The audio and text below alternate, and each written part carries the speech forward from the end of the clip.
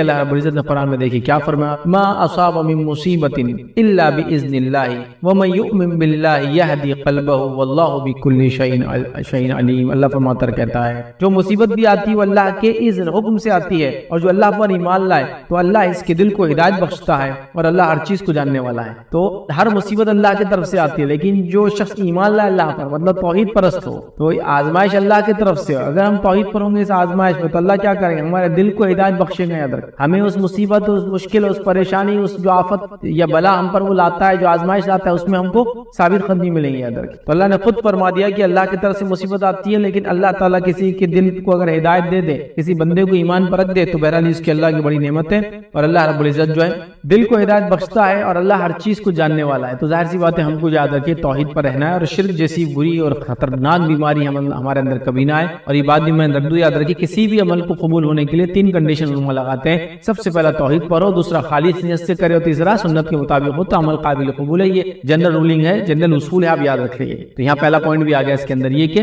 جو اعمال کی قبولیت کی ضروری ہے توحید۔ کوئی انسان کتنا بھی عمل کرے توحید پر نہ ہو، اخلاص کے ساتھ بھی کرے اور سنت کے مطابق بھی کرے تو فائدہ نہیں ملے گا۔ کوئی انسان کتنا بھی جو ہے سنت کے مطابق کام کرے لیکن توحید پرست نہ ہو تو اس کو فائدہ نہیں ملے گا۔ کوئی انسان توحید پرست بھی ہو، سنت کے مطابق کام کرے، لوگوں کو دکھانے کرے تو بھی فائدہ نہیں ہوگا۔ تینوں چیزوں کا کمبینیشن ہے، یاد رکھیے، کوئی بھی عمل کا قبولیت۔ تو یہ ہمارا سیکنڈ پوائنٹ تھا کہ ہم توحید پر ہو، یاد رکھیے۔ پہلا فتنوں میں ہم جو ہے اللہ رب العزت سے ہمیشہ دعا کریں کہ اللہ حفاظت کرے، دوسرا توحید پر رہے۔ آئیے تیسرے پوائنٹ کی طرف بڑھتے ہیں، وہ کیا عمل ہے ہم کو کرنا اس دور میں، جس دور سے میں اور آپ گزر رہے ہیں۔ یاد رکھیے وہ عمل، یاد رکھیے کتاب اللہ اور سنت رسول اللہ صلی اللہ علیہ وسلم کو مضبوطی سے تھام لینا ہے۔ کتاب اللہ اور سنت رسول اللہ صلی اللہ علیہ وسلم کو مضبوطی سے تھام لینا ہے۔ یہ بات میں نے کیوں کہی؟ کیونکہ اس سے پہلے کا جو پوائنٹ تھا اس کے آخر میں نے جو کہا کسی بھی عمل کی قبولیت کے لیے 3 کنڈیشن ضروری ہے، توحید پر ہو، اخلاص نیت سے کیا ہے، سنت کے مطابق کیا جائے۔ تو کتاب و سنت یاد رکھیے، کتاب و سنت یاد رکھیے، اس کو ہم کو تھام لینا ہے مضبوطی کے ساتھ۔ اگر کتاب و سنت کو ہم نے مضبوطی سے نہیں تھاما، یاد رکھیے، تو اللہ رب العزت ہمیں ہدایت اور رہنمائی نہیں دے سکتا،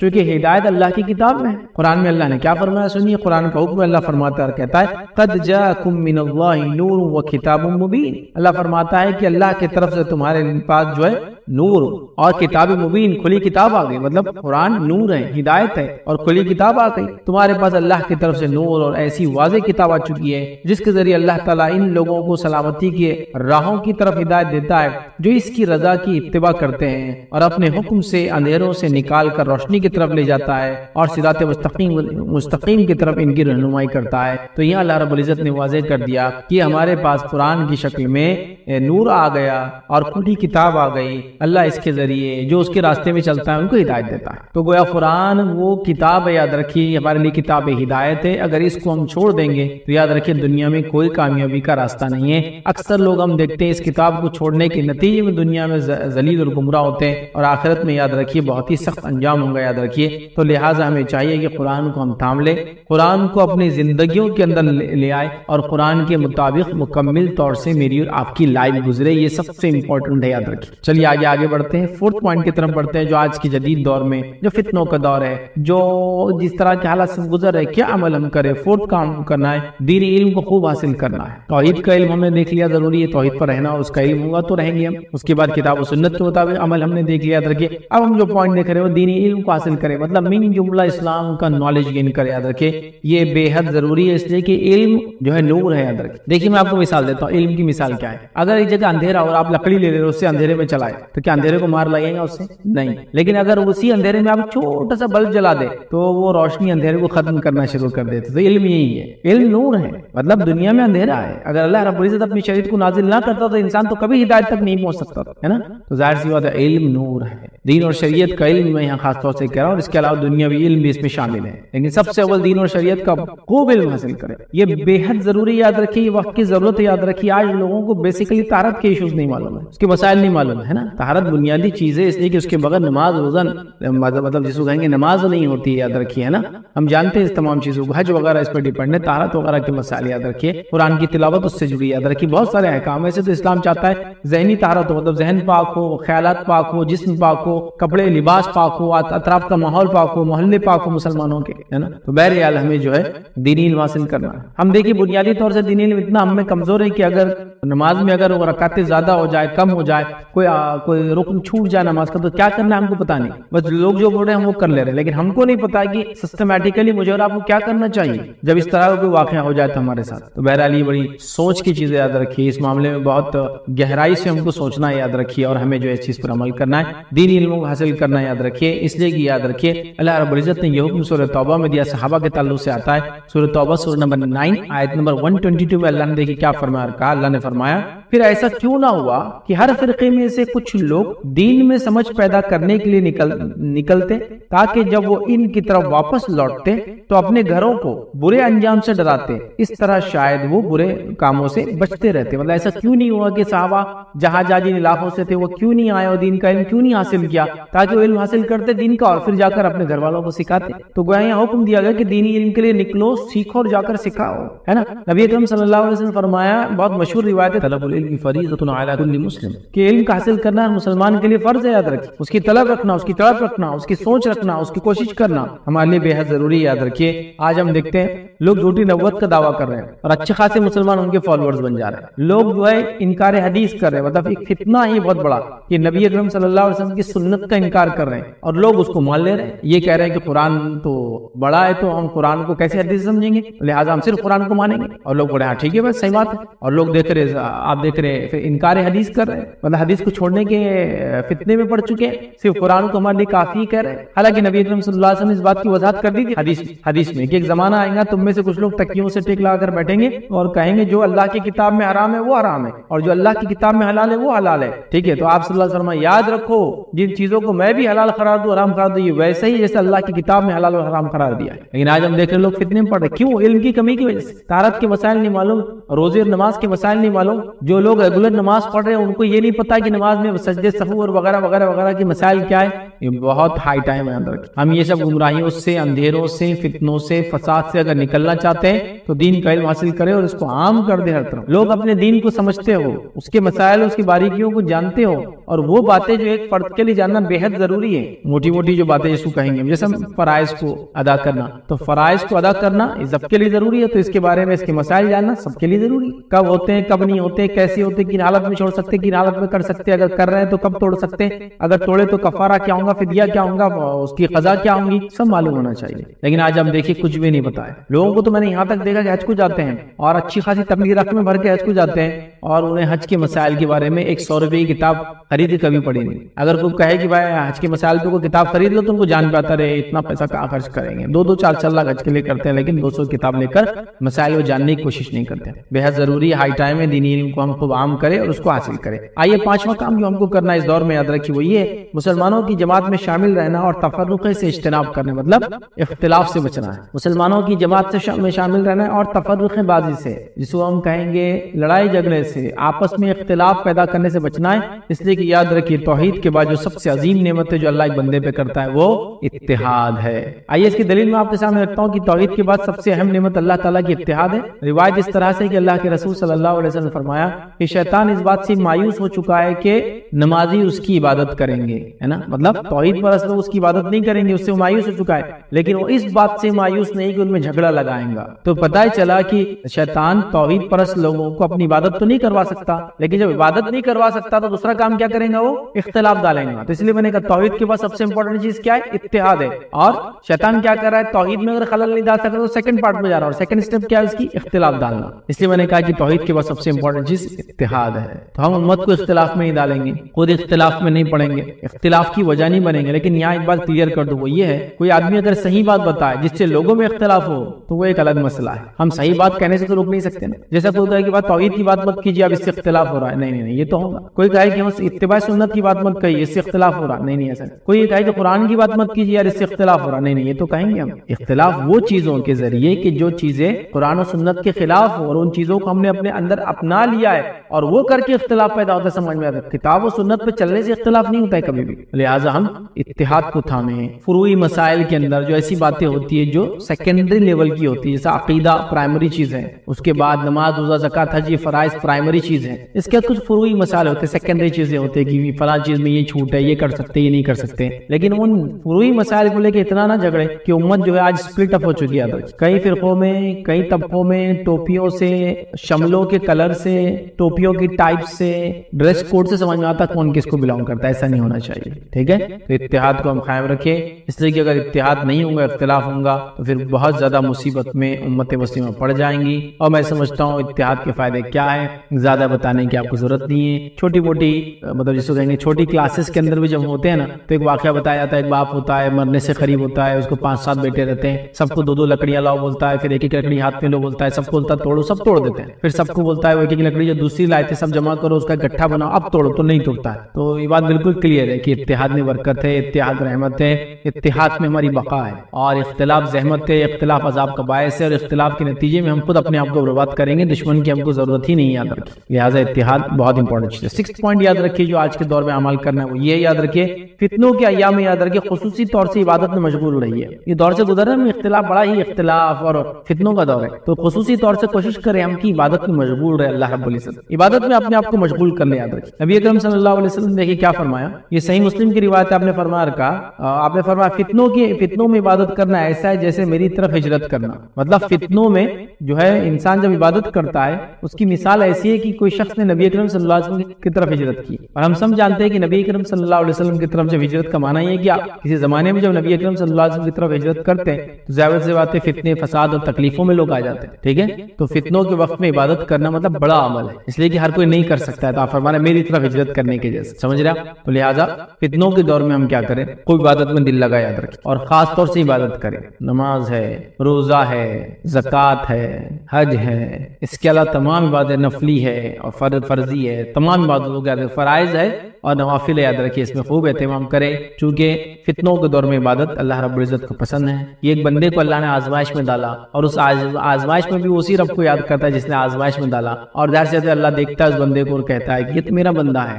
یہ جانتا ہے اس کا ایک رب ہے، اسی نے اس کو آزمائش میں ڈالا ہے، وہی نکال سکتا ہے کیونکہ بندہ اسی سے مانگتا ہے۔ تو آزمائش بھی اللہ کی طرف سے، اس کو برداشت کرنے کی توفیق بھی اللہ کی طرف سے، اور اس آزمائش کو ہٹانا بھی اللہ کی طرف سے، بس ہمارا کام ہے اس میں صبر کرے اور اللہ سے دعا کرتے رہے کہ اللہ اس کو ہٹا دے۔ اسی طرح 7 پوائنٹ جو آج کم لیں گے، 7واں کام جو ہم کو کرنا ہے آج کے دور میں جو عمل کرنا ہے، یاد رکھیے تقوی کو اختیار کرنا ہے، اور تقوی کا تعلق دل سے، یاد رکھیے تقوی میری داڑھی سے، تقوی میری ٹوپی سے، تقوی میرے نماز کے چٹے سے نہیں سمجھ میں آ سکتا ہے، تقوی دل کی کیفیت وہ اندر ہوتا ہے کہ جب بندہ اکیلا ہوتا ہے اور اکیلے میں بھی وہ کوئی گناہ نہیں کرتا، یہ سوچ کر کہ اس کا رب اسے دیکھ۔ اور تقوی کیا ہے؟ تقوی یہ ہے کہ اللہ رب العزت کے عذاب سے ڈر کی وجہ سے اور نبی اکرم صلی اللہ علیہ وسلم کی نافرمانی سے بچنے کے لیے ایک انسان سیدھی راہ پر چلے، صحیح کام کو کرے، یہ تقوی ہے کہ اللہ مجھے پکڑ نہ لے اس لیے میں نیک کام کرتا ہوں، یہ تقوی ہے کہ نبی اکرم صلی اللہ علیہ وسلم کی نافرمانی نہ ہو جائے مجھ سے، میں کیا کروں گا اگر ایسا میں کر کے چلا جاؤں تو روز قیامت کیا انجام ہوں گا۔ تو بہرحال وہ جو ہے جب یہ سوچتا ہے تو تقوی اختیار کرتا ہے، اور تقوی دل کی کیفیت یاد رکھیے۔ اللہ رب العزت نے قرآن میں دیکھیے کیا فرمایا اس کے تعلق سے، اللہ فرماتا ہے اور کہتا ہے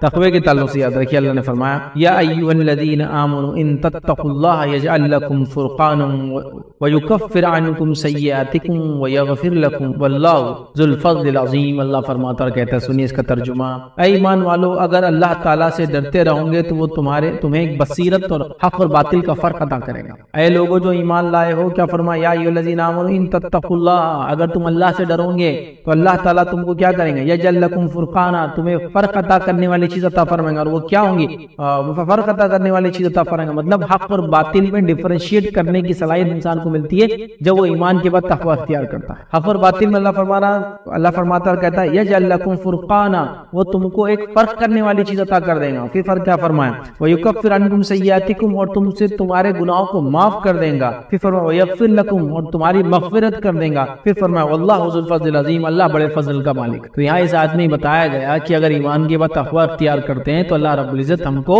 فرقان عطا کرتا ہے، فرق کرنے کی تمیز عطا کرتا ہے۔ اور آج یہ چیز کھو چکی ہے، ہم حرام اور حلال کا فرق بھول چکے ہیں، محرم اور غیر محرم کا فرق بھول چکے ہیں، اسی طرح سود اور حلال چیزوں کا فرق، تجارت کا فرق بھول چکے ہیں، اسی طرح سنت اور بدعت کا فرق بھول چکے ہیں، اسی طرح توحید اور شرک سب کو ایک جیسا سمجھ رہے ہیں ہم لوگ۔ تو یہ فرقان جو ڈیفرینشیٹ کرنے والی چیز ہے، جو کسوٹی ہے، جو کرائیٹیرین ہے، وہ تب ملے گا جب ایمان لانے کے بعد ہم تقوی اختیار کریں گے تو اللہ ہم کو فرقان عطا کرے گا، اور فرقان عطا کرنے کے نتیجے میں کیا ہوگا معلوم آپ کو، اللہ رب العزت ہم کو سمجھ دے دے گا قرآن مطلب اچھائی اور برائی کی، اور اس کے بعد ہمارے گناہوں کو معاف کریں گے، ہماری مغفرت کریں گے، اللہ بڑے فضل کا مالک ہے، اللہ کے لیے تمام چیزیں آسان ہیں۔ تو میں سمجھ رہا ہوں تقوی اختیار کرنا کتنا امپورٹنٹ ہے، اس بات سے واضح ہو رہا ہے کہ ہمیں تقوی اختیار کرنا چاہیے، اللہ رب العزت کا یاد رکھیے ہر حال میں، ہر حال میں، چاہے میں لوگوں کے سامنے ہوں، چاہے میں اکیلے میں ہوں، چاہے مجھے کوئی دیکھ رہا ہے، چاہے مجھے کوئی دیکھ نہیں رہا ہے، میں اپنے ہر بار ایسے رہوں. جیسے مثال کے طور پہ ایک آدمی جا کے کسی ہال میں بیٹھا ہے تو وہ کیسا بیٹھتا ہے جب CCTV کیمرہ لگا ہوتا ہے، اور کیسا بیٹھتا ہے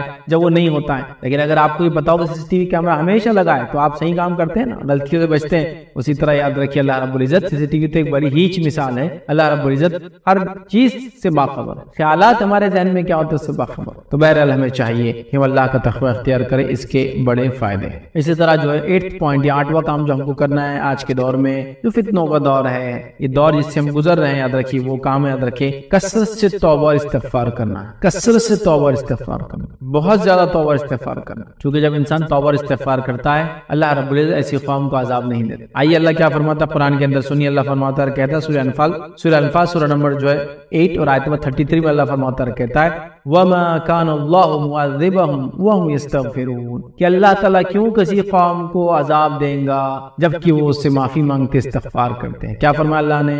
وَمَا كَانَ اللَّهُ مُعَذِّبَهُمْ، اللہ کو کیا پڑی کسی قوم کو عذاب دینے کی، وَهُمْ يَسْتَغْفِرُونَ، جبکہ وہ اس سے اپنے گناہوں کی معافی طلب کرتے ہیں. تو گناہوں کی معافی طلب کرنا بڑا عمل ہے، ہمیں ہمیشہ گناہوں سے معافی مانگتے رہنا چاہیے، ہر پل، ہر بار، ہر وقت، اٹھتے بیٹھتے سوتے جاگتے.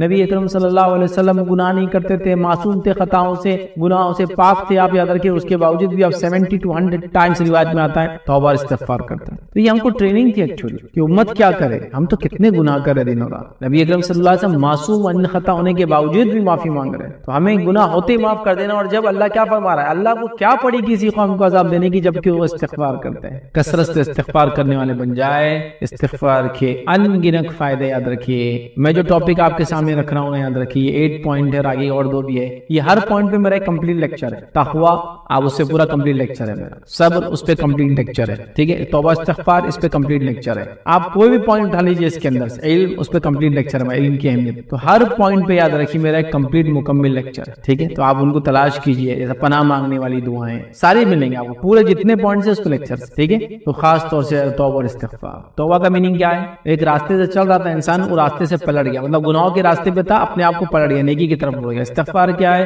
توبہ کرنے کے بعد وہ اپنے گناہوں سے معافی چاہتا ہے اپنے رب سے، اور جو گناہ چکے اس کی معافی چاہتا ہے، اور جس حالت سے گزر رہا ہے اس میں معافی مانگتا ہے، اور آنے والی زندگی گناہ نہ ہو بول کے معافی مانگتا ہے. سمجھ رہے بات؟ لہٰذا توبہ اور استغفار کا ہم دامن تھام لے. اور میں سمجھتا ہوں توبہ اور استغفار کیا ہے آپ جانتے ہیں، اور توبہ کے کچھ کنڈیشن ہیں. سب سے پہلے دل میں نادم ہو، انٹینشن ہو توبہ کا. اس کے بعد اللہ سے توبہ کرے، اور اس کے بعد جو ہے کبھی نہ اس عمل کو دہرائے، اور بندوں کا معاملہ ہو تو اس چیز کو واپس لوٹا دے. یہ کنڈیشن ہے یاد رکھیے توبہ. لہٰذا ہمیں توبہ کرنا ہے اور کثرت سے استغفار کرنا. آئیے آگے بڑھتے ہیں. اور جو جدید دور میں جس حالت سے ہم گزر رہے، جو کرنے والے اعمال ہے اس میں سے ایک عمل جو کرنا ہے وہ ہے فارغ اوقات کو نفع بخش کاموں میں لگانا ہے. کیونکہ آج کل لوگوں کے پاس بہت خالی وقت، جتنی دنیا بزی بھی ہو رہی ہے تو اتنے لوگ خالی بھی تو ہے. آج دیکھیے ہر آدمی کوشش کر رہا ہے کہ اس کو جو 1.5 GB 2 GB 3 GB پھکٹ میں ملا ہے، فری کا ملا ہے، بس اس کو خرچ کرنے پورا دن ڈالا. دیکھیے پورا دن ویسٹ ہو رہا ہے. میں نے پیسے بھر دیا، سال بھر کا ریچارج کر لیا 2500 کا. اب 2500 کا ریچارج کیا تو میرے لیے ضروری ہے نا ایک بائٹ نہیں، اس کا ایک بٹ یوز کروں. بس لگا ہے وہ جتنے GB اس کو فری ملا کھپا رہا ہے اس کو. بس بھائی وہ ایک بنڈل ایک پیکیج ہے، لے لیا آپ نے، ختم. آپ کو جتنی ضرورت ہے کیجیے، باقی بند. لیکن فالتو میں وقت ضائع کیا جا رہا ہے. کچھ لوگوں کی مصروفیت کا یہ عالم یاد رکھیے کہ ان کے ذرہ برابر بھی ٹائم نہیں ہے، اور کچھ لوگوں کے خالی وقت کا یہ عالم یاد رکھیے کہ ان کا اتنا وقت ہے کہ وہ اپنے وقت کو کہاں ضائع کرے اس پہ پریشانی معلوم. ہاؤ ٹو ویسٹ ٹائم، اس کے لیے تیاریاں چل رہی ہے. وقت کو برباد کیسے کرے یاد رکھیے، ٹھیک ہے. لوگوں کے پاس اتنا خالی وقت ہے اسی کو انتہا نہیں. ہم اپنے خالی وقت کو فارغ اوقات کو نفع بخش کاموں میں لگائے، دین اور دنیا کے فائدے میں لگائے. دین حاصل کرے، دنیا میں حاصل کرے، دین پر عمل کر کے عبادتیں کرنے کا معاملہ کرے، اور دنیا کا علم حاصل کر کے دنیا میں کچھ حلال کمانے کا وہ کرے. لوگوں کو فائدہ پہنچانے کی کوشش کرے، ماحول کو صاف کرنے کی کوشش کرے، اطراف میں علم پھیلانے کی کوشش کرے، خود علم حاصل کرے، دوسروں کو علم دے، لوگوں کے لیے سماجی خدمت کرے، لوگوں کی ہیلپ کرے، مدد کرے، تعاون کرے، جو کچھ ہو سکتا ہے. بہت امپورٹنٹ ہے یاد رکھیے. آج امت مسلمہ کے پاس خالی وقت اتنا زیادہ ہے، نوجوان یوتھ کے پاس خاص طور سے، اسپیشلی جو ایجوکیشن میں آج کل تو اسکولنگ ایجوکیشن بھی آن لائن چل رہا ہے، کالج وغیرہ بھی آن لائن چل رہے ہیں. بچے 2 سال سے اسکول اور کالج کی صورت نہیں دیکھے یاد رکھے، لیکن یہ 2 سال میں کیا کنسٹرکٹیو کیا؟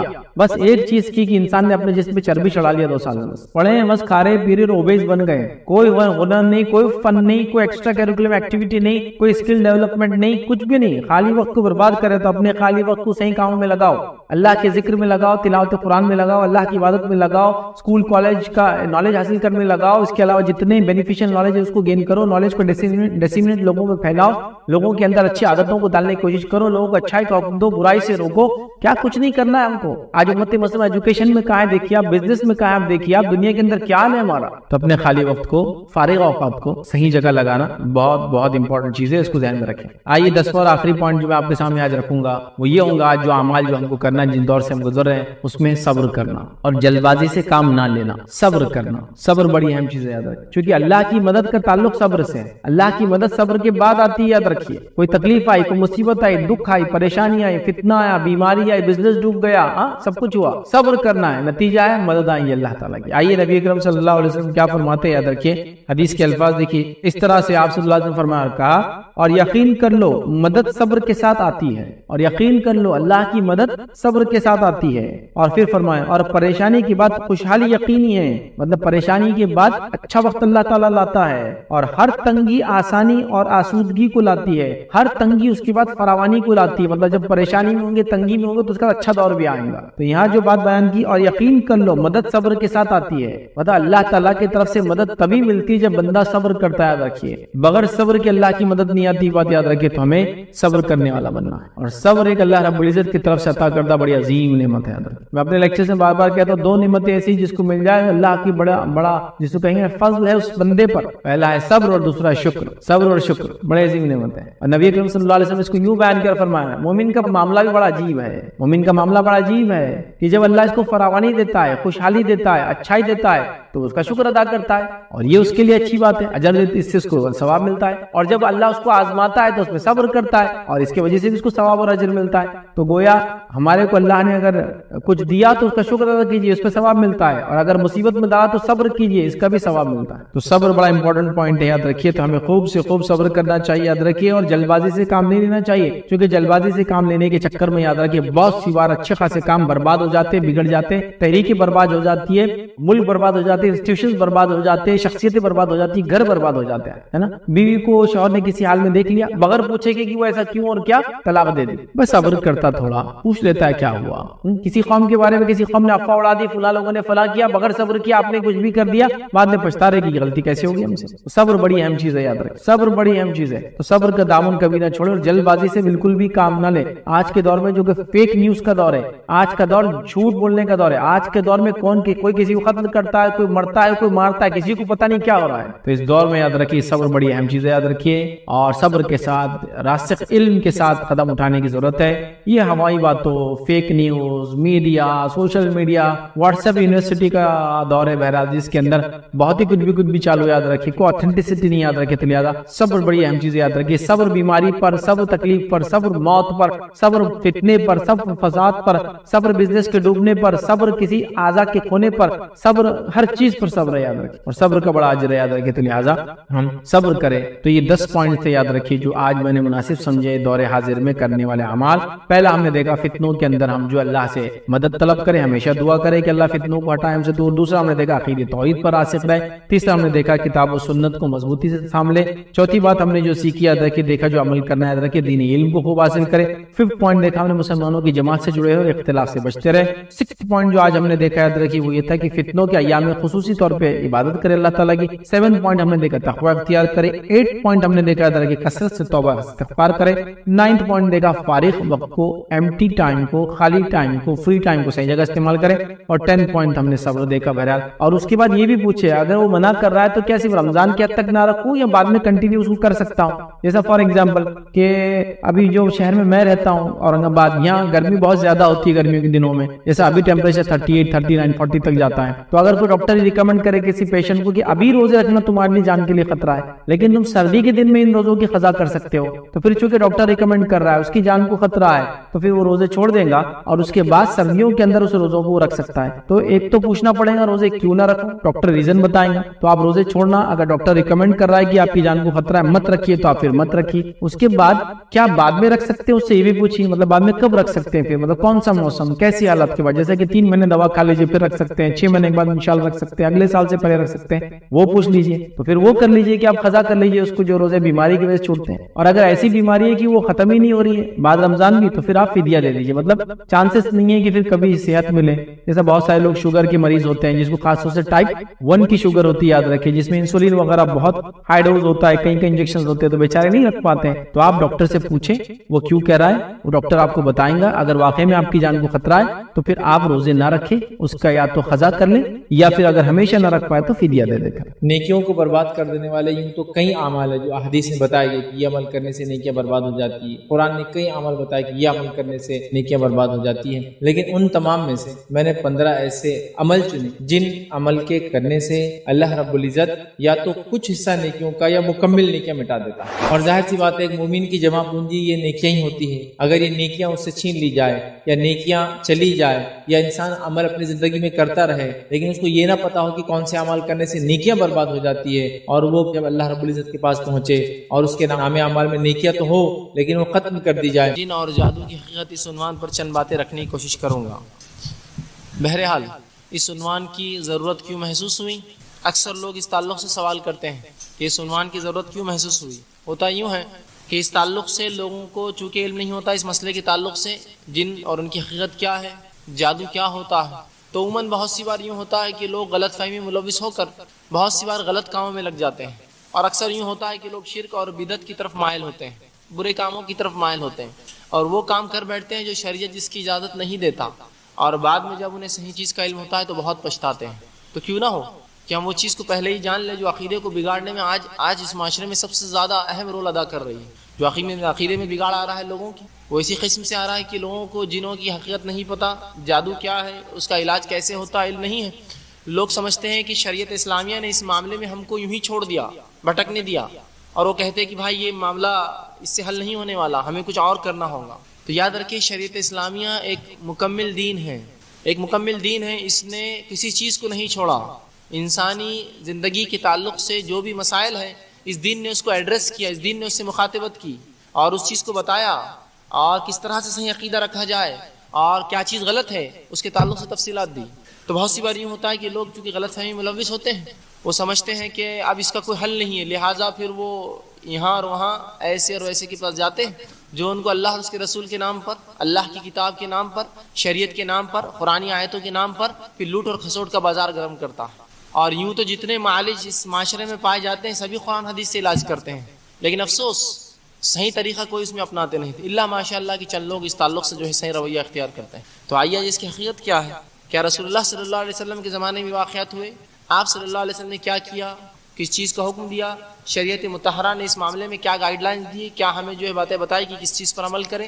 انشاءاللہ مختصر سے اس وقت میں یہ تمام چیزیں رکھنے کی کوشش کروں گا اور اس کی سنگینیاں بھی رکھوں گا کہ اس کی حقیقت کیا ہے۔ سب سے پہلی چیز تو یہ کہ میں نے جس طرح سے خطبے میں آپ کے سامنے قرآن پاک کی جو ہے 3 آیتیں تلاوت کی۔ پہلی آیت جو میں نے تلاوت کی، اللہ فرماتا ہے وما خلقت الجن والانس الا لیعبدون، کہ ہم نے جنوں اور انسانوں کو خالص اپنی عبادت بندگی کے لیے پیدا کیا۔ تو قرآنی آیت یہاں ایک چیز کی طرف اشارہ کر رہی ہے اور وہ ایک مخلوق ہے جس کی طرف اشارہ ہو رہا ہے، اور وہ ایسی مخلوق ہے جس سے سوال و جواب ہونے والا ہے، اسی لیے انس اور جن کو ساتھ لایا گیا اور کہا وما خلقت الجن والانس الا لیعبدون، میں نے جنوں اور انسانوں کو خالص اپنی عبادت کے لیے پیدا کیا۔ تو گویا جن بھی کوئی ایک مخلوق ہے جو ہم جیسی ہے اور اسے انہی چیزوں کا حکم ہے جو ہمیں حکم ہے، اور وہ مکلف ہے اپنے رب کے سامنے، وہ جواب دہ ہے، اسے جواب دینا ہے اپنی کارکردگی اپنے اعمال کے اعتبار سے، اسی لیے کہا وما خلقت الجن والانس الا لیعبدون۔ دوسری مخلوقات کے تعلق سے اللہ نے یہ نہیں کہا، ہاں تمام اللہ کی دیگر مخلوقات وہ اللہ کی اطاعت، حمد و ثنا اور کبریائی بڑائی بیان کرتے رہتی ہے، صرف یہ 2 مخلوق ایسی اس کو اختیار ہے ایمان لائے یا کفر اختیار کرے، شریعت اسلامیہ پہ چلے یا منمانی کرے۔ تو کہا ان دونوں کو بھی میں نے عبادت کے لیے پیدا کیا جیسا تمام مخلوقات کو اپنی عبادت کے لیے پیدا کیا۔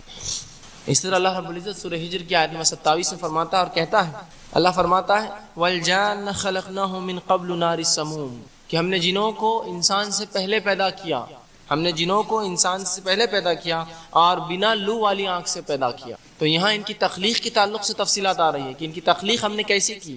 آدم کی تخلیق مطلب ہماری تخلیق مٹی سے ہوئی، فرشتوں کی تخلیق اللہ نے نور سے کی، جنوں کی تخلیق اللہ نے آنکھ سے کی، اور مختلف مقامات پر ان کے تعلق سے تفصیلات دی گئی اور بتایا گیا۔ تو یہاں فرمایا ہم نے جنوں کو اس سے پہلے، آدم سے پہلے جو ہے بنا لو والی آنکھ سے پیدا کیا، ناری سموم کے لفظ استعمال کیا، بنا لو والی آنکھ، اس سے ان کی تخلیق ہوئی۔ لہٰذا فطرتاً یہ تھوڑے گرم اور تیز ہوتے ہیں، چونکہ اللہ نے جس چیز کو جس سے پیدا کیا، ہمیں مٹی سے پیدا کیا، ہماری فطرت آدم علیہ السلام کے رویے سے پتہ چلتا ہے پورے قرآن میں، اور جنوں کی فطرت ابلیس کے رویے سے پتہ چلتا ہے، اپنے رویے میں بہت سخت تھا یہ۔ بہرحال اطاعت کے وہ بھی مکلف ہے، اطاعت کے ہم بھی مکلف ہیں۔ آئیے آگے تیسری آیت جو سورہ رحمان کی آیت میں نے تلاوت کی، آیت نمبر 15 تھی، وَخَلَقَ الْجَانَّ مِن مَارِجٍ مِّن نَّارٍ، کہ اللہ نے فرمایا اور جنات کو آنکھ کے شعلے سے ہم نے پیدا کیا، آنکھ کے شعلے سے پیدا کیا اور وہ بنا لو والا تھا۔ دونوں آیتوں کو ملا دیے تو یہ تفصیلات سامنے آتی۔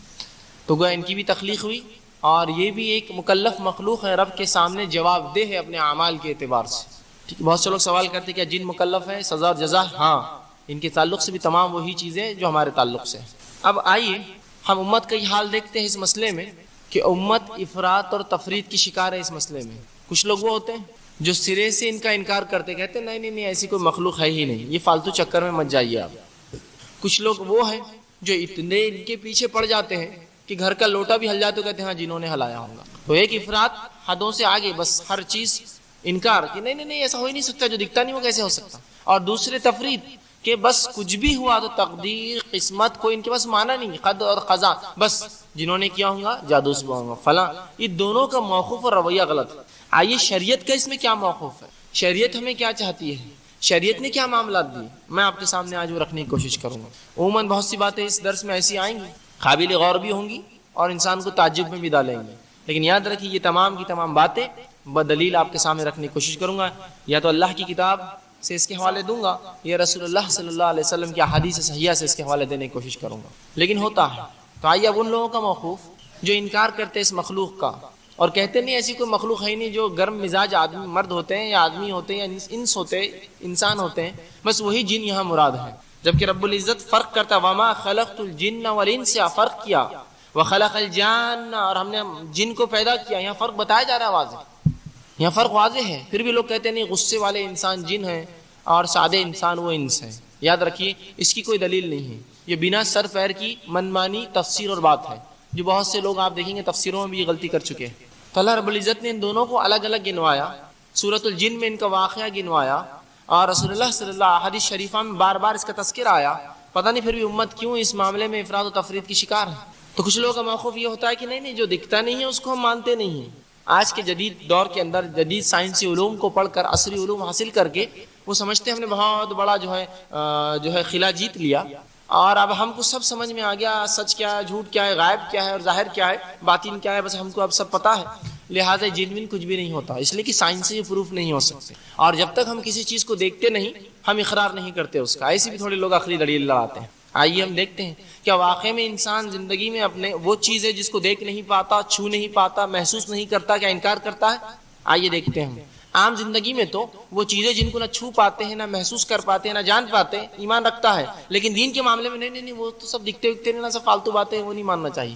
آئیے بتاتا ہوں، لوگ کہتے ہیں میرا بینک اکاؤنٹ ہے۔ میرا یہ سوال ہے کہ آپ نے کبھی دیکھا آپ کا بینک اکاؤنٹ کہاں رہتا ہے؟ کئی مینیجر کو بولی میرا بینک اکاؤنٹ بتائیے، وہ نہیں کچھ بینک اکاؤنٹ نہیں رہتا، سب ایک جگہ پیسہ جمع ہوتا، تم کو ایک پاس بک دیتے، چیک بک دیتے، بس یہی اکاؤنٹ، جاؤ پاگل چالے مت کرو باقی بینک میں۔ تو آپ بولیں ارے میں بینک اکاؤنٹ کو مانتا ہی نہیں، وہ دکھتا ہی نہیں ہوتا بینک اکاؤنٹ۔ کسی نے دیکھا کہ آج تک بڑے بڑے لوگوں کے اکاؤنٹس ہوتے کروڑوں کے، کسی نے دیکھا اپنا بینک اکاؤنٹ؟ نہیں، پھر بھی ایمان رکھتے ہیں اس پر۔ تعجب کی بات ہے، اللہ اور اس کے رسول کی باتوں سے انکار کرتے ہیں اور دنیا کی چھوٹی موٹی باتوں پہ اقرار کرتے ہیں، اور یہ مانتے ہیں کہ غائب میں بھی کچھ چیزیں ہوتی ہیں، یہ سمجھ میں نہیں آتی۔ لوگ کہتے ہیں کہ عام زبان میں مجھے بخار ہے، سوال یہ کیا بخار کو دیکھا کبھی؟ کیا چھوا اس کو تم نے؟ پھر کیسا مانتے ہو؟ مانتا نہیں بخار ہے، جاؤ۔ آپ کہ نہیں وہ اس کی علامات سے محسوس ہوتا ہے، گرم جسم گرم ہو جاتا ہے اور فلاں فلاں ہوتے، ہاتھ پیر دکھتے تو ہاں علامتوں سے ظاہر ہوتا ہے۔ تو بہت سی چیزیں ہم دیکھ نہیں پاتے دنیا میں، ان کی علامتوں سے اس پہ ایمان رکھتے ہیں۔ خود رب العزت کی ذات کس نے دیکھی؟ اللہ رب العزت قرآن میں سورہ بقرہ میں پہلی صفت متقین کی فرماتا ہے الذین یؤمنون بالغیب، ایمان لاتے ہیں غیب پر۔ غیب کیا ہے؟ جو دیکھ نہیں سکتے، جو چھو نہیں سکتے، یہی تو غیب ہے۔ اگر صحابہ کہتے نہیں جو دکھتا نہیں وہ تو ہم ایمان نہیں لا سکتے، تو ایمان بالغیب تو پورا ہی ایسا ہے، نہ اللہ کو کسی نے دیکھا، نہ فرشتوں کو کسی نے دیکھا، نہ نبیوں کسی نے اصلی شکل میں دیکھا، نہ کتابوں کو ہم نے دیکھا اصلی شکل میں جو لوح محفوظ پر ہے، اس کے علاوہ جو نہ ہم نے آخرت کو دیکھا، نہ تقدیر کو دیکھا۔ تو ایسی بہت سی باتیں ہوتی ہیں، نہ جنت دیکھا نہ جہنم دیکھا، پھر بھی ایمان لاتے ہیں۔ تو اس طرح سے افراد و تفرید کے شکار نہ ہو۔ بہت سی چیزیں جس کو ہم دیکھ نہیں پاتے اس پر ایمان رکھتے ہیں۔ میرا سوال ہے، بہت سے بچے کیمسٹری سے پڑھتے ہیں، بایولوجی سے پڑھتے ہیں، ان کے سبجیکٹس ہوتے ہیں، وہ لوگ کیمسٹری کا ٹیچر جو بتاتا ہے اس پر ایمان لاتے ہیں، لیکن رسول اللہ کی باتوں پر ایمان نہیں لاتے ہیں۔ اس نے کہہ دیا کہ یہ پروٹونس ہے، یہ نیوٹرونس ہے، یہ الیکٹرونس ہے، ایمان لا لیا۔ میرے سوال یہ، کیا کسی نے دیکھا آج تک ایک نے بھی ہم میں سے پروٹون، نیوٹرونس، الیکٹرونس کیسے ہوتے ہیں؟ ایمان لائے، لیکن رسول اللہ کی اور اللہ کی کتاب کی بات آئی تو کیوں یہ اقرار، یہ انکار کا جو ہے رویہ اختیار؟ نہیں ثابت نہیں، چھوڑ دو۔ سوال ہے میرا، لوگ مائکرو بایولوجی پڑھتے ہیں، جراثیموں کے بارے میں علم حاصل کرتے ہیں، سوال یہ ہے آپ میں سے کتنے ہم میں سے جس نے جراثیم کو واقع میں دیکھا ہے لیکن اس پر ایمان تو لاتے ہیں؟ جراثیم لگ گئے تو بیماری آتی ہے، فلاں ہو گیا تو فلاں ہوتا ہے۔ سوال یہ جراثیم دیکھا کس نے؟ تو یہاں تو اقرار کرتے ہیں جراثیم کا۔ تو سوال یہ، شریعت کی بہت سی باتیں ہیں جو چھو نہیں سکتے، دیکھ نہیں سکتے، محسوس نہیں ہوتی، لیکن ایمان لاتے ہیں۔ انہی میں سے یہ بھی ایک ہے جنوں پر ایمان۔ تو اب یہ نہ کہیں کہ جو دیکھ نہیں سکتے، چھو نہیں سکتے تو وہ ہوتا نہیں، ورنہ پھر بہت سی چیزیں نا جو دیکھ سکے آج تک ہم نہ چھو سکے لیکن ایمان لاتے ہیں دنیا میں۔ یہ تو فلاں نے کہا، کہ تو پروفیسر نے کہا، کہ تو ٹیچر نے کہا، نیوٹن کے لاز مانتے ہیں۔ میں سمجھتا ہوں احادیث رسول پہ اس سے بھی کمزور ایمان ہوتا ہے ہمارا۔ نیوٹن کے لاز کو جتنے پکا مانتے ہیں کہ first law of Newton, second law of Newton and third law of Newton, جتنا ایمان اس پر ہے رسول اللہ کی حدیث پر اس سے کم ایمان ہے ہمارا۔ نہیں، یہ سمجھ میں نہیں آ رہا، یہ تو پلے نہیں پڑتی، اس کا تو کوئی وجود ہی نہیں دکھتا ہمیں، ہم نے تو کبھی نہیں دیکھا، جب تک چھوئی نہیں ہم اس کو مانیں گے نہیں۔ تو یہ رویہ مت اختیار کیجیے شریعت کے معاملے۔ شریعت ہماری عقلوں سے بہت اونچی، بہت پاک اور بہت اعلیٰ ہے۔ ہاں یہ کہیے اللہ میرا ذہن اتنا قاصر ہے، سمجھ نہیں پا رہا ہے، تو مجھے ہدایت دے کہ میں تمام چیزوں کو سمجھ سکوں۔ بہرحال تو بہت سی چیزیں دنیا میں ہوتی ہیں جو ہم ایمان لاتے ہیں لیکن ان کو کبھی دیکھ نہیں پاتے اور چھو نہیں سکتے۔ انہی میں سے ایک چیز ہے جنوں کا وجود۔ جنوں کا وجود یہ ایک اللہ کی مخلوق ہے۔ رسول اللہ صلی اللہ علیہ وسلم ان کے تعلق سے حدیث میں فرماتے ہیں اور کہتے ہیں، مسلم کی روایت ہے، اللہ نے جو ہے فرشتوں کو نور سے پیدا کیا، جنوں کو آنکھ سے پیدا کیا، اور آدم کو اس چیز سے پیدا کیا جس کے تعلق سے بتا دیا گیا ہے، مطلب اللہ کی کتاب میں ذکر کر دیا گیا ہے، مطلب مٹی سے پیدا کیا۔ تو یہاں تین مخلوق کو الگ الگ گنوایا، ایک فرشتوں کا تذکرہ کیا، نور سے پیدا کیا۔ یہ مکلف نہیں اللہ کی عادت، یہ مکلف، یہ اس کے جواب دہ مخلوق نہیں، یہ تو وہی کرتی جو اللہ چاہتا ہے، اطاعت گزار مخلوق، اس کو چوائس بھی نہیں ہے، کوئی اختیار نہیں اچھے اور برے کا، اس کو تو چھوڑ دیجیے۔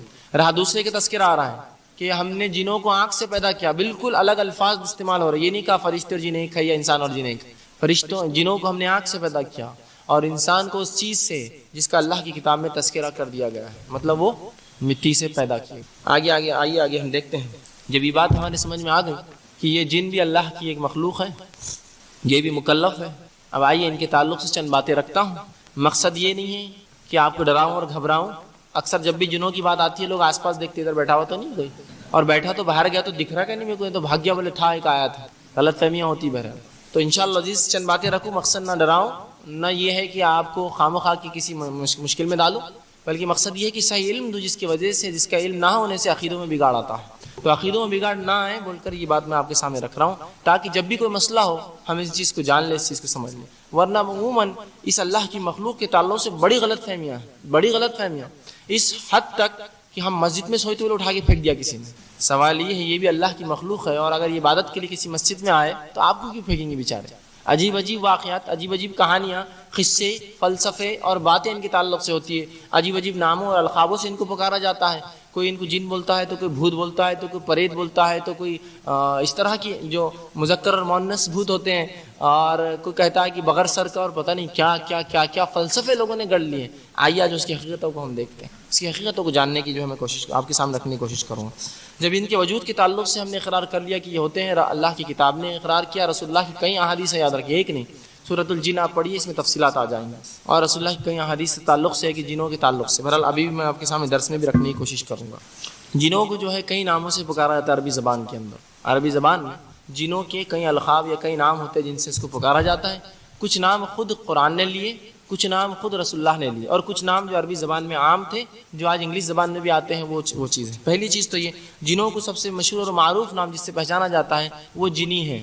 انگلش میں بھی یہ نام سے جنوں کو پکارا جاتا ہے، وہ عربی کا لفظ ہے جنی، چھوٹے جن کو کہا جاتا ہے۔ تو جو ہے یہ جو ہے تو رسول اللہ مثلا رسول اللہ سے تو یہ لفظ ثابت نہیں ہے، لیکن عربوں کے اندر یہ نام ہوا کرتے ہیں جنوں کی۔ کچھ احادیث ثابت ہے اس کا بھی تذکرہ کرتا چلوں گا اور جو نہیں ہے وہ بھی کرتا چلوں گا۔ تو جنی کہا جاتا ہے جنوں کی عام قسم کو، یا جن جس کو کہتے ہیں، انگلش میں بھی یہ لفظ جنی آتا ہے، الادین اور اس کا جن، جنی لفظ استعمال ہوتا ہے انگلش زبان میں، جنی یہیں عربی سے جاتا ہے۔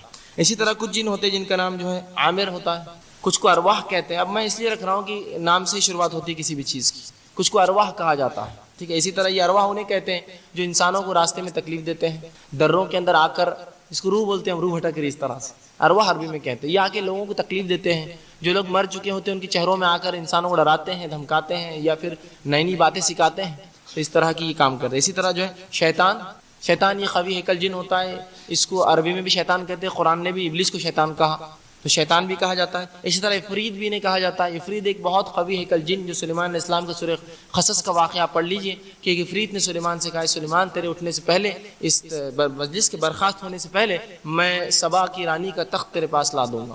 تو یہاں بھی افرید ایک جن کا نام آتا ہے جو کہ احادیث میں آتا ہے، اور علماء لکھتے ہیں بڑا قوی ہیکل جن ہوتا ہے جس کے تعلق سے قرآن نے تذکرہ کیا۔ اسی طرح خبث اور خبائث، رسول اللہ فرماتے ہیں جب بھی کوئی شخص بیت الخلاء جائے یہ دعا کرے اللہم انی اعوذ بک من الخبث والخبائث۔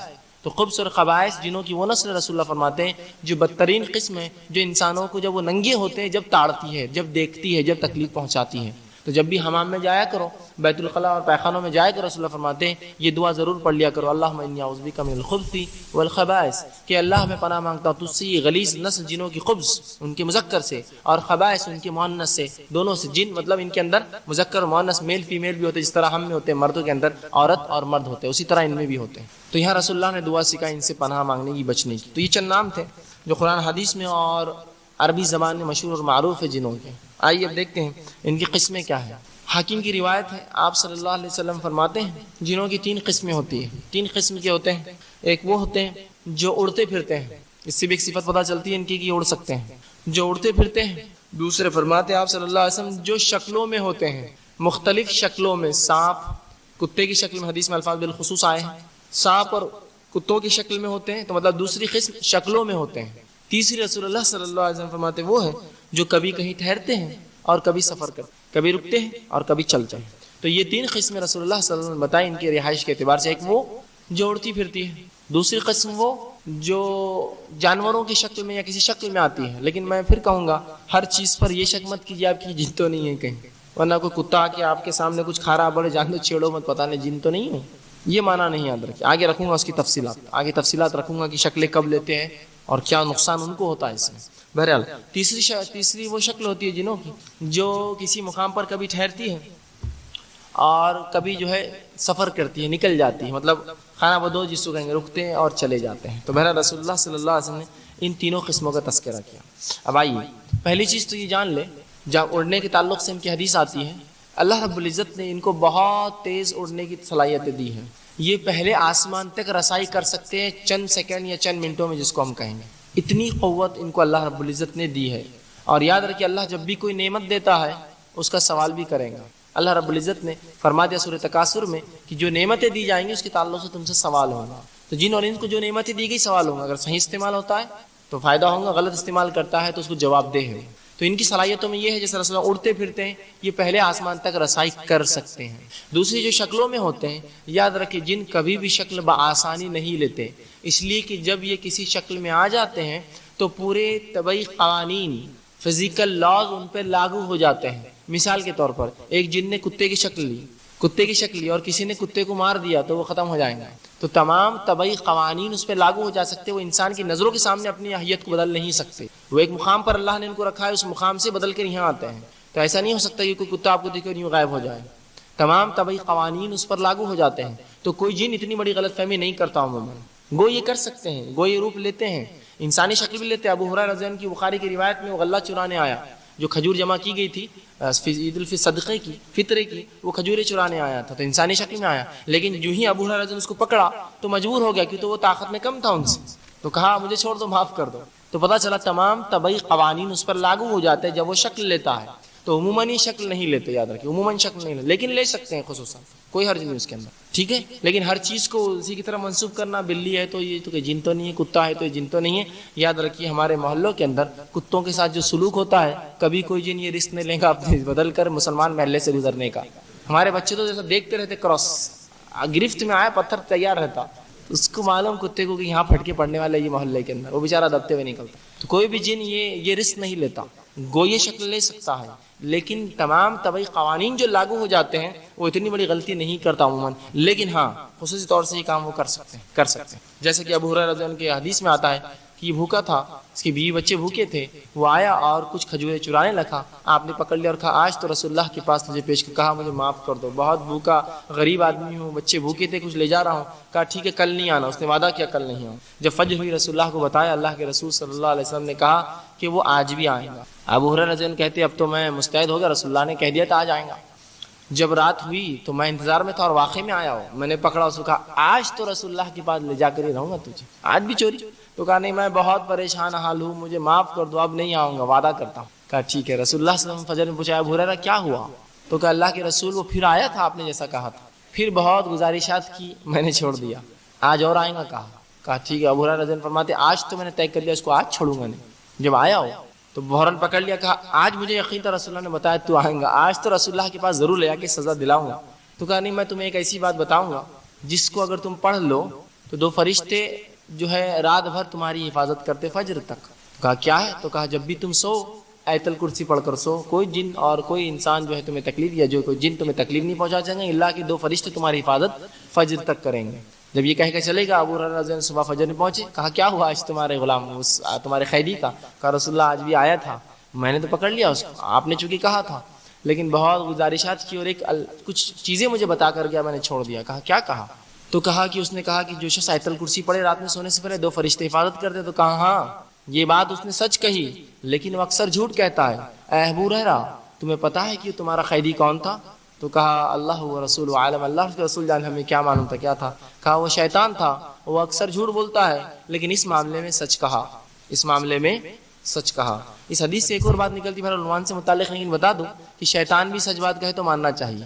رسول اللہ نے اس کے اوپر صداقت دے دی، سند دے دی کہ شیطان تھا لیکن سچ بات کہی، اٹیسٹیفیکیشن ہو گیا، ٹھپا مل گیا اس کو.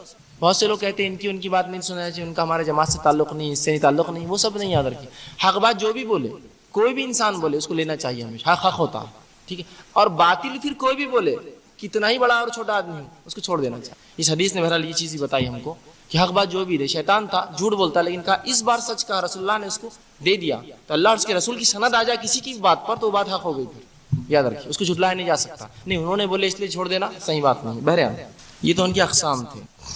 اسی طرح کچھ جانور ہوتے ہیں جو ان کو دیکھ سکتے ہیں. رسول اللہ صلی اللہ علیہ وسلم فرماتے ہیں، ابو داؤد کی روایت ہے، جب تم رات میں سو اور کتے کو بھونکتا ہوا یا روتا ہوا سنو یا گدھا چلائے تو پناہ مانگو اللہ میں شیطان مردود سے. یہ وہ چیزیں دیکھتے ہیں جو تم نہیں دیکھتے، یہ وہ چیزیں دیکھتے ہیں گدھا اور کتا جو تم نہیں دیکھتے. تو لہٰذا جب بھی سو یا جب بھی ان کی آواز سنو رات میں تو اللہ میں پناہ مانگو شیطان مردود سے. مطلب یہ 2 جانور شیاطین کو دیکھتے ہیں. ٹھیک. اب آئیے دنیاوی دلیل بھی دیتا ہوں، اس کی دنیاوی دلیل بھی دیتا ہوں اور ایک چیز سمجھانے کی کوشش کرتا ہوں. اگر بات سمجھ میں آ جائے تو بہت اچھی بات ہے. ہم لوگ میلے اور ٹھیلوں میں جاتے ہیں، میلوں اور ٹھیلوں میں جاتے ہیں.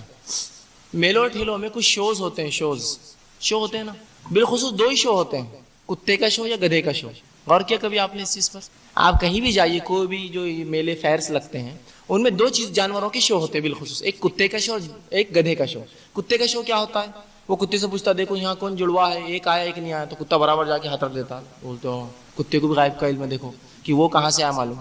یا گدھے کا شو ہوتا ہے، وہ بولتا دیکھو اس میں سے کون سی عورت ہے، اس کا 10 روپیہ صرف. وہ گدھا برابر جا کے کھڑے ہو کے ہی نہ تھا، دیکھو برابر. وہ عورت سے پوچھا تو بولتی ہاں 10 ہی روپے تھے میرے پاس. تو آپ بولتے واہ واہ کیا گدھا ہوشیار ہے، یہ کیا کتا. اندازہ لگائیے یہ گدھا ہمیں گدھا بنا رہا ہے. اصل بولے تو یہ گدھا ہمیں گدھا بنا رہا ہے، ہمارے ایمان کے ساتھ کھلواڑ کر رہا ہے، کھلواڑ. اس لیے کہ یہ 2 وہ جانور ہیں جو شیطان کو دیکھ سکتے ہیں. تو ان کا مالک، ان کا آقا شیطان کے ذریعے ان سے یہ کام کرواتا ہے کہ ایک شیطان اس کے پاس ہوتا ہے جس کو بہرحال وہ اپنی زبان میں موکل کہتے ہیں، لیکن شریعت میں ان کا قید کرنا، ان کو بند کرنا جائز نہیں. انشاءاللہ تفصیلات آگے آئیں گی.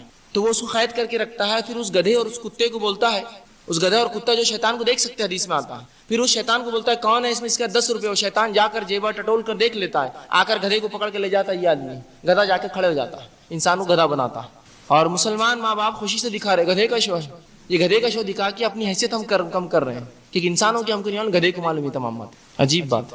تو یہ عقیدے کا بگاڑ ہے، شیاطین کے ذریعے کام کرواتا ہے۔ اور تعجب ہے، گدھے اور کتے کے علاوہ کوئی جانور آپ کو کبھی نہیں ملے گا، میں شرط دیتا ہوں آپ کو، شرطیہ بات کرتا ہوں آپ کو، چیلنج کرتا ہوں، گدھے اور کتے کے علاوہ کوئی جانور استعمال نہیں ہوتا جادو میں۔ کیوں؟ رسول اللہ فرماتے ہیں یہ وہ 2 جانور ہیں جو وہ دیکھتے ہیں جو تم نہیں دیکھتے، یہ شیطان کو دیکھتے، انہی کے ذریعے یہ لوگ شوز کراتے ہیں اور مسلمان معصوم بچوں کے عقیدے بگاڑتے ہیں۔ تو ماں باپ کا یہ کام ہے، تو تھوڑی دیر کے لیے انٹرٹینمنٹ ہوتا ہے، لیکن بچوں کو کیا تصور دے رہے ہیں آپ کہ اللہ کے علاوہ بھی یہ سب چیزیں جاننے والا کوئی ہے، وہ بھی ایک گدھا اور کتا، وہ شیطان کے ذریعے کام کرتا ہے۔ لیکن اب بچوں کو کون بتائیں گا یہ بات، عقیدے تو خراب ہو جاتے ہیں اس سے، تو اس معاملے میں احتیاط کریں۔ آئیے ان کا اور ہمارا تعلق کیا ہے، ان کا ہمارا معاملہ کیا ہے، ان کی ہماری شروعات کیا ہے، ان کا ہمارا جھگڑا کیا ہے، یہ بات بھی بڑی اہم ہے۔ شروعات ان کی یوں ہوئی، اللہ رب العزت قرآن میں فرماتا ہے، جیسے کہ ہم سب جانتے ہیں، رسول اللہ صلی اللہ علیہ وسلم حدیث میں بھی آتا ہے، اللہ نے ابلیس کو، شیطان کو آدم سے پہلے پیدا کیا۔ بخاری، مسلم اور ترمذی کی احادیث کا مجموعہ ہے۔ آپ صلی اللہ علیہ وسلم فرماتے ہیں جب اللہ نے آدم کی تخلیق شروع کی تو یہ آ کے آدم کے اطراف گھوما کرتا۔ اللہ جب آدم علیہ السلام تخلیق کر رہے تھے تو وہ گھومتا اور آدم علیہ السلام کو بجاتا، اور جب بجاتا تو آدم علیہ السلام اندر سے کھوکھلے تھے، مٹی کا پتلا جو تھا آپ کا کھوکھلا تھا، تو جب بجاتا تو اس کو یقین ہو گیا کہ جو مخلوق بن رہی ہے کمزور ہوں گی اندرونی طور سے، اسی لیے اتنے آسانی سے ہمارے باپ آدم علیہ السلام کو اس نے بہکایا۔ تو وہ جانتا تھا جو مخلوق بن رہی ہے وہ مخلوق کمزور ہوں گی، اپنے اعتبار سے کمزور ہوں گی، وہ بہت جلدی باتوں میں آئیں گی، ٹھیک ہے۔ اور بہرحال وہ جانتا تھا، وہ بجاتا اور بار بار آدم علیہ السلام کے اطراف ارد گرد گھوما کرتا، رسول اللہ فرماتے ہیں گھوما کرتا، اور یہیں سے اس سے کچھ نہ کچھ کوفت اور جلن شروع ہوئی، جس کا نتیجہ تب نکلا جب اللہ رب العزت نے حکم دیا فرشتوں کو جھکنے کا آدم کے سامنے، اور ابلیس کو بھی بہرحال وہ حکم تھا۔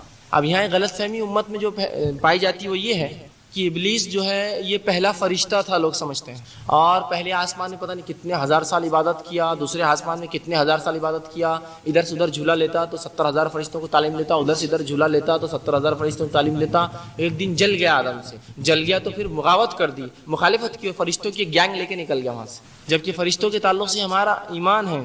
اللہ رب العزت سورہ ممتحنہ میں فرماتا ہے وَيَفْعَلُونَ مَا يُؤْمَرُونَ، فرشتے وہ ہے جو انہیں حکم دیا جاتا ہے وہ کر گزرتے ہیں، ان کی چوائس نہیں ہے، کچھ بھی سوچتے نہیں وہ ایسا یا ویسا، ٹھیک ہے۔ تو یہ بہت بڑی غلط فہمی کہ ابلیس کو فرشتہ سمجھ، جبکہ اللہ رب العزت نے اعلان کر دیا سورہ کہف کی آیت 50 میں وَإِذْ قُلْنَا لِلْمَلَائِكَةِ اسْجُدُوا لِآدَمَ فَسَجَدُوا إِلَّا إِبْلِيسَ وَكَانَ مِنَ الْجِنِّ فَفَسَقَ عَنْ أَمْرِ رَبِّهِ، واضح آیت ہے۔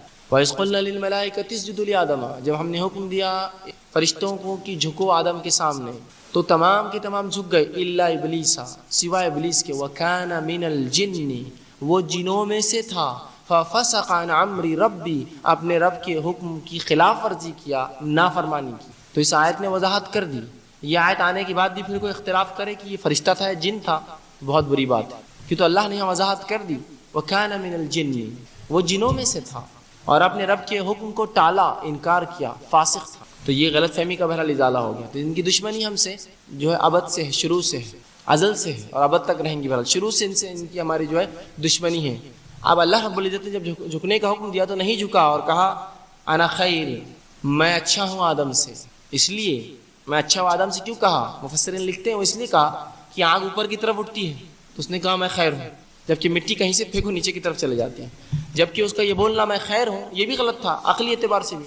آگ سے جب تک اس کو کنٹرول میں نہ رکھا جائے کوئی فائدہ نہیں ہے، آگ کو جب تک کنٹرول میں نہ رکھا جائے کوئی فائدہ نہیں، نقصان ہی دیتی ہے صرف، جبکہ مٹی کہیں بھی وہ فائدے مند ہی ہے، کچھ دانہ گرا تو اگ جاتا ہے، کوئی بیج گرا تو جھاڑ لگ جاتا ہے، فائدے مند ہی ہے، پانی رہا تو تھم جاتا ہے، فائدہ ہی ہے۔ تو اس کا یہ دلیل بھی عقلی بیکار تھی، تو کہا میں خیر ہوں اس سے، آدم سے جو تو نے پیدا کیا۔ بہرحال اب یہ دشمنی ان کی ہماری شروع سے ہے، اور یہ چاہتا ہے کہ جہاں یہ جائیں گا ابلیس، یہ ہم تمام کو لے جائیں۔ تو ابلیس یہ بابائے جن ہے، جنوں کا باپ ہے، جس طرح سے آدم بابائے انسانیت ہے، ہم سب کے باپ ہیں، اسی طرح ابلیس یہ جنوں کا باپ ہے، اور جس طرح آدم کی نسل میں مومن اور کافر دونوں ہوتے ہیں، ابلیس کی نسل میں بھی مومن اور کافر دونوں ہوتے ہیں، یاد رکھیے۔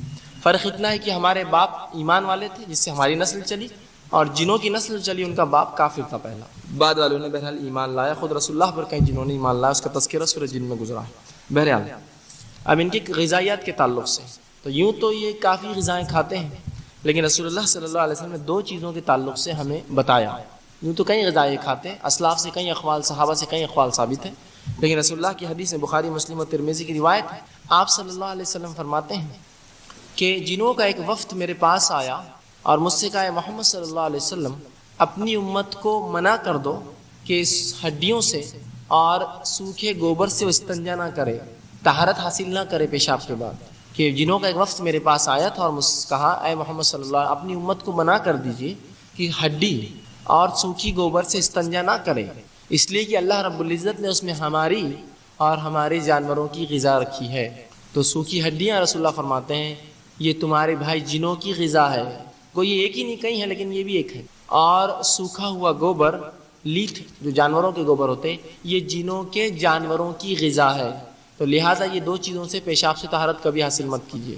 جنوں کے وقت نے رسول اللہ سے التجا کی اور آپ صلی اللہ علیہ صحابہ کو منع بھی کیا۔ اسی طرح رسول اللہ نے صحابہ کو منع کیا کہ سوراخ میں پیشاب نہ کرے، سوراخوں میں، ہو سکتا ہے تمہارا بھائی جن اس میں رہتا ہو۔ اس طرح فرمایا کوشش اوپر کے گھر میں ہوتا تو گرم پانی سیدھے نہ نیچے پھینکے، ہو سکتا ہے تمہارے بھائی جن گزر رہے ہو ان کو تکلیف ہو جائے۔ اس طرح شام کے وقت، مغرب کے وقت میں بالخصوص بچوں کو باہر نہ لے جانا، اس لیے کہ یہ جنوں کے ملنے کا وقت ہوتا ہے، اس میں تکلیف میں آ جاتے ہیں بچے۔ تو یہاں نشاندہی کر دی، کچھ چیزوں سے آپ نے وضاحت کی۔ بہرحال ہڈی، یہ جو بھی ہڈی جس پر یا جو بھی جانور جس پر اللہ کا نام لے کر ذبح کیا جاتا ہے، وہ جانور کی ہڈی جنوں کے لیے رسول اللہ فرماتے ہیں گوشت بن جاتی ہے۔ ہر وہ جانور جس پر اللہ کا نام لے کر ذبح کیا جاتا ہے، وہ ہڈی تمہارے مومن بھائی جنوں کے لیے گوشت بن جاتی ہے، اور جو لیٹ تمہارے جانوروں کی سوکھی ہوتی ہے وہ جو ہے تمہارے مومن بھائی جنوں کے جانوروں کی غذا ہے، ان کی غذا نہیں، ان کے جانوروں کی۔ اس حدیث سے ایک بات اور پتہ چلی کہ ان کے جانور بھی ہوتے ہیں۔ کیسے؟ واللہ اعلم بالصواب، اللہ جانتا ہے، کہ تو رسول اللہ نے سے کوئی وضاحت کسی صحیح حدیث میں نہیں، لہٰذا اس معاملے میں ہم بھی خاموش رہتے ہیں، بس اتنا تو پتہ چل گیا جانور بھی ہوتے ہیں۔ ان کے رہنے کے ٹھکانے یا جگہ، عموماً جو ہمارا عنوان ہے آج کا جن اور جادو، اس میں ہم ان جنوں کے تعلق سے بات دیکھیں گے جو کافر ہوتے ہیں۔ مومنوں کا معاملہ تو ہمارے جیسا ہی رہا، لیکن یہاں جو میں رکھوں گا آپ کے سامنے جو دیگر باتیں، یہ کافروں کے تعلق سے، جن کو ہم شیطان کہتے ہیں۔ تو جب میں اپنے درس کے بیچ میں شیطان کہوں تو آپ سمجھ لیجئے کافر جن، اور جب جن کہوں تو سمجھ جائیے مومن جن۔ ٹھیک ہے، تو یہاں اکثر جو باتیں ہوں گی شیاطین کے تعلق سے ہوں گی، برے جنوں کے تعلق سے ہوں گی۔ ٹھیک ہے، تو اب ان کے رہنے کے ٹھکانے کیا ہے؟ رسول اللہ صلی اللہ علیہ وسلم کی ایک روایت ہے، مسلم کی حدیث ہے، اور بلال بن حارث رضی اللہ عنہ اس حدیث کے راوی وہ کہتے ہیں کہ ایک بار رسول اللہ صلی اللہ علیہ وسلم استنجا کے لیے، رفع حاجت کے لیے، فارغ ہونے کے لیے گئے۔ عموماً رسول اللہ کا یہ معمول تھا کہ رفع حاجت کے لیے، پیشاب پیخانے سے جو ہے اس چیز سے فارغ ہونے کے لیے آپ ہماری نظروں سے دور چلے جاتے، بہت دور جاتے کہ کوئی دیکھ نہ سکے، آڑ میں بیٹھتے۔ تو ایک بار رسول اللہ رفع حاجت کے لیے گئے اور ہم نے شدید چیخ اور پکار سنی، ہم پریشان ہوئے، لیکن کسی نے ہمت نہ کی آگے جانے کی، چونکہ رسول اللہ نظروں سے بہت دور جایا کرتے، ہم رکے رہے۔ وہ کہتے ہیں اس کی تھوڑی دیر بعد رسول اللہ صلی اللہ علیہ وسلم واپس تشریف فرما ہوئے لائے۔ ہم نے کہا اللہ کے رسول ہم تو گھبرا گئے تھے، ہم کو تو ڈر لاحق ہوا کہیں آپ کی جان پر تو کوئی بات نہیں آ گئی تھی۔ تو رسول اللہ صلی اللہ علیہ وسلم فرمایا نہیں، ایسا نہیں ہوا تھا، جب میں گیا تو مومن اور کافر جنوں میں شدید ٹکراؤ ہوا، لڑائی ہو گئی ان کے، مومن اور کافر جنوں میں شدید ٹکراؤ ہوا، اور وہ دونوں گروہ میرے پاس آئے اور کہا محمد صلی اللہ علیہ وسلم فیصلہ کر دو، ٹھکانے ہمارے فیصلہ کر دو، کون کہاں رہے گا۔ جھگڑا ہوا تھا رہنے کے اعتبار سے، تو جھگڑا جو تھا رہنے کے اعتبار سے ہوا، تو کہا کہ آپ فیصلہ کر دیجئے کون کہاں رہے گا۔ آپ صلی اللہ علیہ وسلم فرماتے ہیں، صحیح حدیث سے مسلم کی روایت ہے، آپ فرماتے ہیں کہ پھر میں نے کیا کیا، دونوں میں فیصلہ کر دیا۔ صحابہ نے کہا اللہ کے رسول کس کو کیا دیا آپ نے، کس کو کیا دیا آپ نے، کیا فیصلہ کیا؟ تو کہا میں نے اونچے مقامات، پہاڑی علاقے یہ جو ہے مومن جنوں کو دے دیے، اور درے جو پہاڑوں کے بیچ کا علاقہ ہوتا ہے، اور خالی ٹاپو یا وادیاں جو سمندروں میں ہوتی ہے، یہ کافر جنوں کو میں نے دے دی، شیاطین کو یہ دے دی اور یہ کر دی، اور ان دونوں نے میرے فیصلے کو سن لیا اور مان لیا۔ مطلب اونچے علاقوں کے اندر مومن جن عموماً رہتے ہیں، پہاڑی علاقوں میں، اور نچلے درے جو ہوتے ہیں پہاڑ کے بیچ کے علاقے، یا وہ ٹاپو جو غیر آباد ہوتے ہیں، انسانیت بستی نہیں سمندروں میں ہوتے ہیں نا، تو یہاں کافر جنوں کی وہ ہے۔ اسی لیے جب بھی وادی سے گزرو تو اللہ کے رسول نے فرمایا اللہ میں پناہ مانگو، اس لیے کہ یہاں کافر جن زبردست حملہ کرتے ہیں مومن یا مسافروں پر۔ یہ ہوتا تھا رسول اللہ کے دور میں، یہ ہوتا تھا کہ مشرکین مکہ جب کسی وادی سے گزرتے تو یہ اس وادی کے بڑے جن میں پناہ مانگتے۔ رسول اللہ فرماتے اس وجہ سے یہ ہوتا کہ وہ جن اور آب و تاب سے حملہ کرتا تاکہ اگلی بار لگے کہ پناہ مانگے تو یہ حال ہے تو اگلی بار اور پناہ مانگتے. تو اس طرح سے وادی اور دروں میں یہ رہتے. اسی طرح جو ہے ان کے رہنے کی جگہ ہے جو بالخصوص شیاطین رہتے ہیں وہ جان لیں. قبرستانوں میں رہتے ہیں اس لیے قبرستان وہ جگہ ہے جہاں عبادات کا حکم نہیں ہے، یہ وہاں ہوتے ہیں. اسی طرح جو حمام اور پیخانوں میں یہ ہوتے ہیں، بیت الخلاء جس کو ہم کہتے ہیں، اکثر چونکہ انسان یہاں ننگا ہوتا ہے اور عموماً طہارت نہیں ہوتی ہے اس کو، تو یہاں بھی یہ اکثریت پایا جاتا ہے. اسی لیے یہاں رسول اللہ نے کہا جب بھی داخل ہو پناہ مانگو. اسی طرح جو ہے یہ ویران وادیوں میں بستے ہیں، ویران وادیوں میں، تو جب بھی وادیوں میں گزر ہو اللہ میں پناہ مانگے شیطان مردود سے. ویران وادیوں میں رہتے ہیں. اسی طرح وہ گھر جن پر اللہ کا نام لے کر تالے نہ ڈالے جائے اور اللہ کے نام لے کر تالے نہ کھولے جائے، اس میں بھی رہتا ہے. اور رسول اللہ فرماتے ہیں کہ وہ گھر جن پر بغیر اللہ کا نام لے کے تالے ڈالے جاتے ہیں، شیطان اپنے مال والوں سے کہتا ہے آج رہنے کا انتظام